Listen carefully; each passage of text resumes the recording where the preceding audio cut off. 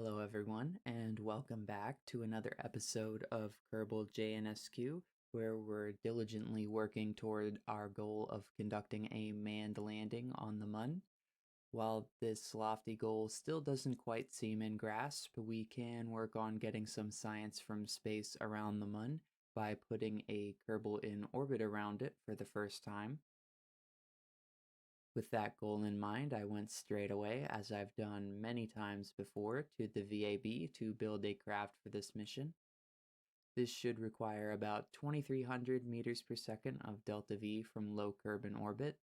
In terms of delta V, this mission is pretty similar to orbiting Minmus, but we have some extra fuel here to slow down before we enter Kerbin's atmosphere to avoid some of the nonsense we've encountered in our lunar returns up to this point. The bottom stage of this rocket uses a big giant 1.875 meter solid rocket booster that we haven't had an opportunity to put on a craft thus far. The thrust can get a bit out of hand towards the end of the burn, but it's tolerable enough to use and is a simple way to get a lot of thrust for our lower stage. The middle stage uses a configuration we've seen before, two swivel engines on a 1.875 meter engine plate, connected to a few tanks as a kicker stage with almost 3,000 meters per second of delta V, quite an impressive little stage. The upper stage contains, as usual, all of the payload and is driven with a Terrier engine attached to an engine plate with some fuel tanks that adapt from 1.875 meters down to the 1.25 of the Science Junior and the capsule. Though it's not a big concern for this mission as there's only one Kerbal, trips to the Mun require you to be a bit more concerned about the life support materials, as it takes 5 days each way as opposed to only 2 for Minmus missions. The little 0.625 meter life support container will still suffice alongside a tank of oxygen mounted on the side of the spacecraft. This rocket was, as mentioned, a bit tricky to fly since the giant SRB lower stage has thrust that gets out of hand very quickly. It was a matter of putting some slightly more aggressive parameters into the gravity turn utility. Once we're in orbit, we can plan our trip to the Mun. Now, optimizing the science from this mission is a bit tricky. The Science Junior still only has enough samples for one full experiment, and it would be best to run it in low space since that will yield the most science. Due to one of our recent tech unlocks, however, the goo comes with enough samples to run the experiment twice. As a result, we're going to go with a funky looking capture where the craft is in an elliptical orbit where we'll be in both high and low space as we go around.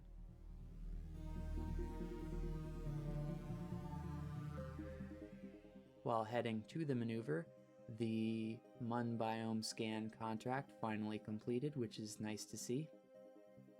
The maneuver execution was pretty accurate, and it only took a tiny extra burn to get the trajectory close enough on the money as to not require a correction maneuver.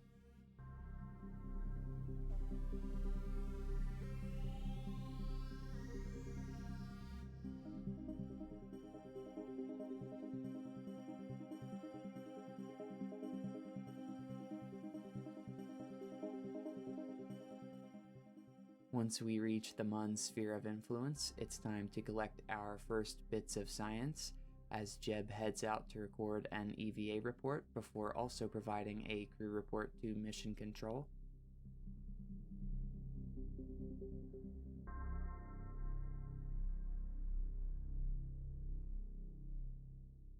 Once we're in low space, we can enable our more limited experiments, the Mystery Goo and the Science Junior, to prioritize the higher value low space science.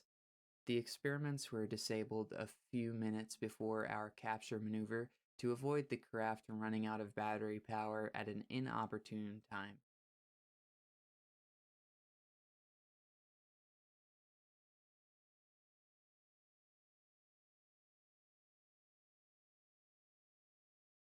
After the capture, we warp around until the craft is in the sunlight again and can re-enable our experiments. We stop them again here before crossing the boundary into high space, and we'll have to orbit around another time to get the rest of the low space science. I moved the maneuver node to the next pass around manually, but there's actually some little buttons they added relatively recently under the time slider in Principia to move the maneuver forwards or backwards by full orbits, which is very nice.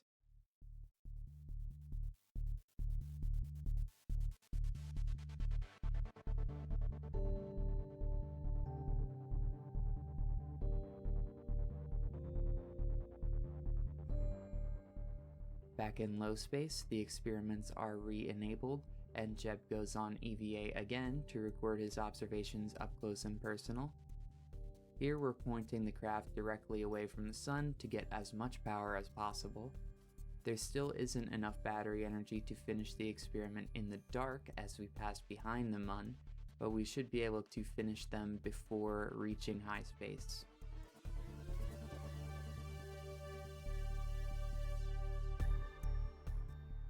As the materials bay finishes, we transfer the samples as well as the sample from the goo experiment to the sample container. This frees up the internal storage of the goo container so that it can start spending its extra sample to run the experiments for high space around the Mun, getting a bunch of extra science squeezed in before we depart. The weird orbit we took had a slightly cheaper capture, but the ejection from the Mun still requires about the same amount of delta V. After the ejection, we're left with about 700 meters per second of delta V, which is a bit overkill, but I'd rather that than have the capsule burn up on the way home.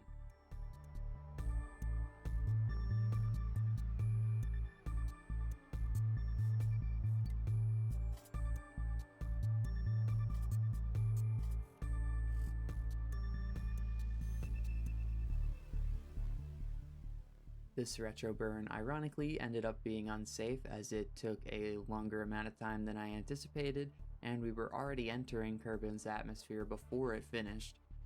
We got it done and separated the capsule regardless, and Jeb honestly probably enjoyed the excitement.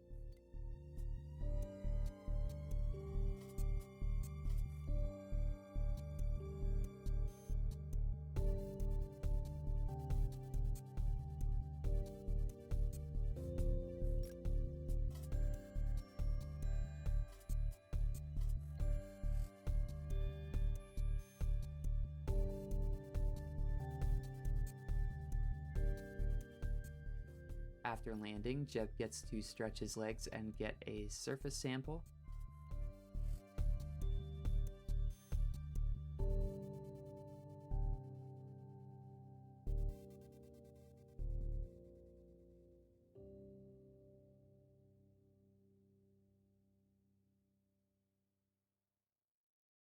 After recovering the spacecraft, we got 54 science points from the samples and 10 science points from returning a vessel from Mun orbit, not counting any of the science that was transmitted from the spacecraft. Back home, I went to look for some new contracts. Nothing crazy, but science from the Mun's surface and planting a flag on the Mun are already on the cards, so might as well take the free bonus. At this point, I wondered if there was any way to generate yet more science before taking on the Mun. I made a bit of a mistake here, as I have also made in an older save file. When I saw that the aerodynamics tech unlocks the wing experiment, I wanted to jump on it right away, so I unlocked aviation and aerodynamics. The problem, however, is that this experiment is offered on the atmospheric fluid variospectrometer device, which is unlocked in scanning tech, a tech that costs 300 science points. At this point, we've committed the science points, so we may as well take a serious look at what return we can get from these parts. I also upgraded the Space Center's runway because trying to fly anything out of this bumpy ass dirt runway is almost invariably a disaster. Since we're dealing with planes, we need to check what experiments can be run when we're flying low at Kerbin. The materials study and goo haven't been run on our homeworld yet in this situation, so we can start there. In terms of biome-specific experiments, we have the atmospheric pressure scan, the temperature scan, and the telemetry report if we stick a probe core on.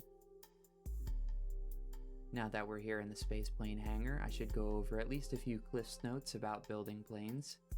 The exact placement of parts becomes much more of an art for planes in comparison to rockets, since you have to build something that can maintain its own equilibrium.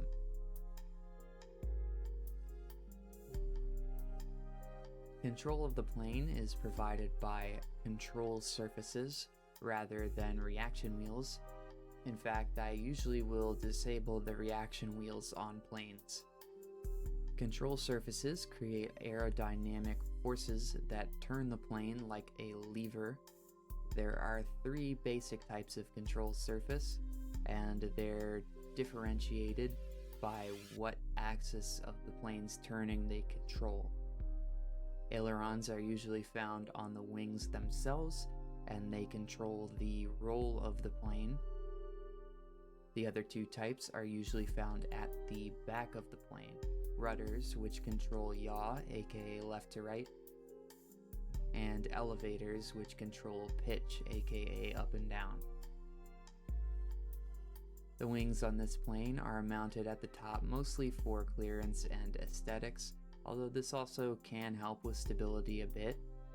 Wings in KSP act like symmetric airfoils, which is to say they only generate lift depending on what angle they're at with respect to the oncoming air. You can cheat a little bit by mounting the wings themselves at an angle so that the plane can generate lift while pointing directly forward. The final note is that the entire benefit of planes is that wings generate more force through lift than they do through drag. This means that a thrust-to-weight ratio of 1 is not required for planes, and engine power is more determining of top speed and how much spare power you have to climb, rather than whether it can actually lift off or not. With this science plane ready, we've actually had to unlock enough parts to open up a Kerbin Airlines certification contract. And with that opportunity on the horizon, I actually went back and built another simple passenger plane to conduct this contract first. When we're ready to go, I turned on fine controls and spooled up the engines while the plane was braked, then released the brakes to speed up and slowly tried to pitch up. People struggle with planes in KSP not only because they are a bit less intuitive than rockets, but also because KSP's controls for aircraft are honestly pretty garbage. The only tools you have are the SAS, which is very brutish when it comes to fine control for piloting. I've taken to using this atmosphere autopilot mod, which looks more complicated than it is. It's much smarter about how it uses the plane's control surfaces to keep the plane pointing in a certain direction. And at this point, I pretty much don't even think about planes without this mod. It also, as the name would suggest, adds actual autopilot, which is very helpful when it comes to long-distance flights. The only task for this certification contract is to reach the target area, turn around, and get back home safely.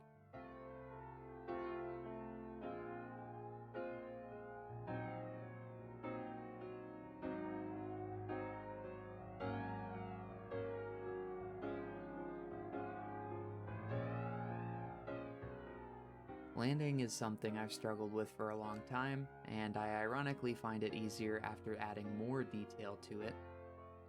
On approach in the internal cockpit view, the monitors are both displaying landing-related information. The left is an instrument landing system which helps you line up your direction and vertical motion with the runway. The left is a camera on the bottom of the plane along with some readouts for height above the ground, vertical speed, and so on. I do need to find out why I'm having a problem with the camera mod where actually entering the camera from the third person view just gives a black screen that's really buggy to get out of, which I'll have to play around with.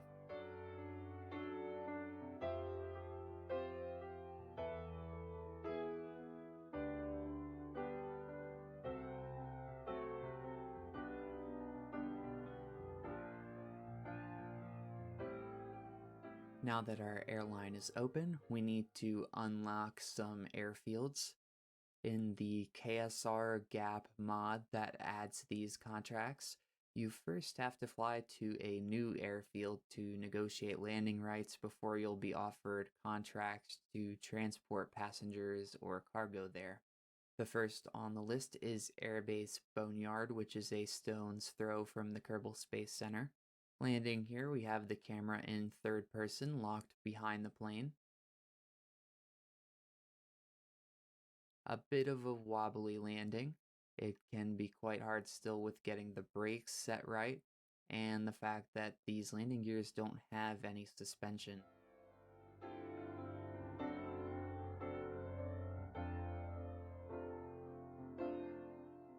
On our return here, we have a bit of a bumpy touchdown, but we've gotten home safe, which is what matters.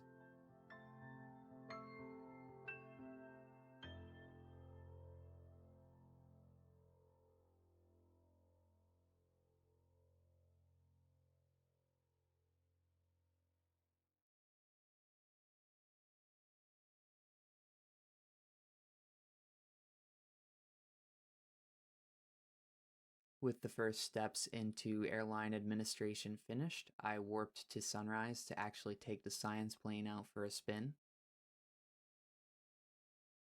After takeoff, I enabled the cruise control for the heading and altitude, and we need to find a course to take us over a bunch of biomes if possible. We can use the waypoint manager to help with this, since we can also set the autopilot heading on a waypoint.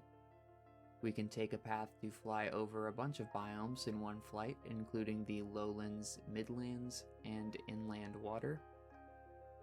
I flew around this peninsula in the inland water to keep generating science. The atmospheric pressure scan in Kerbalism takes 15 minutes to complete, which is a long time to stay over this little biome at this speed.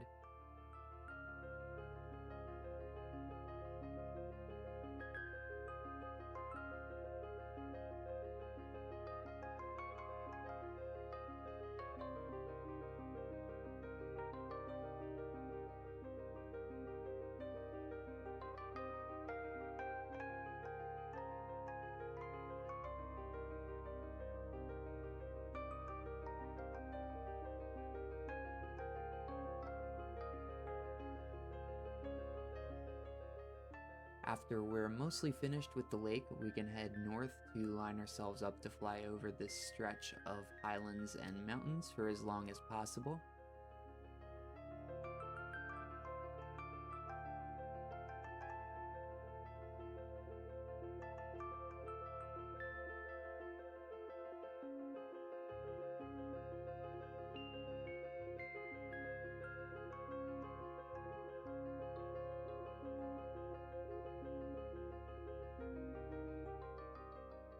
After admiring the view for a while, we can turn around and head home, collecting any leftover science along the way.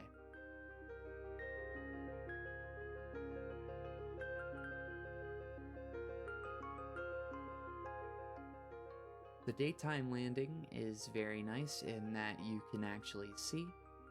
You can actually use cruise control for most of your landing here since it manages your vertical speed and heading directly.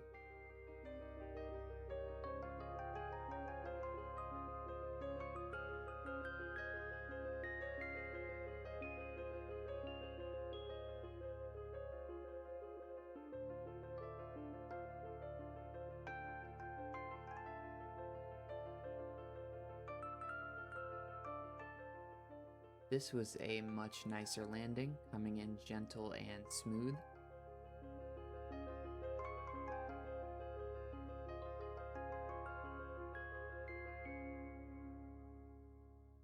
With that mission complete, It's a good time to call it for this episode, and even though unlocking the plane parts put us in a bit of a pickle, we should be able to still keep moving forward. For that, however, you'll have to tune in next time.